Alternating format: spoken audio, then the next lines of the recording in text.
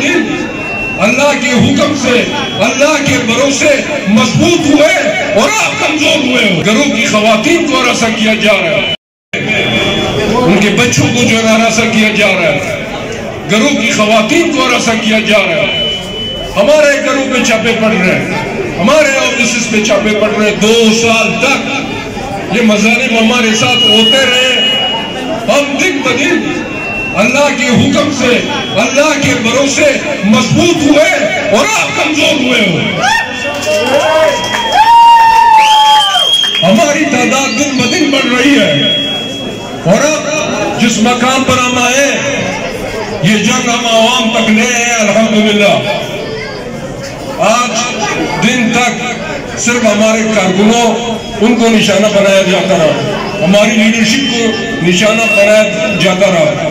लेकिन 2 साल की मुसलसल कुर्बानियों, बदतरीन कुर्बानियों के बाद ये जंग हमने अवाम के हवाले कर दी है।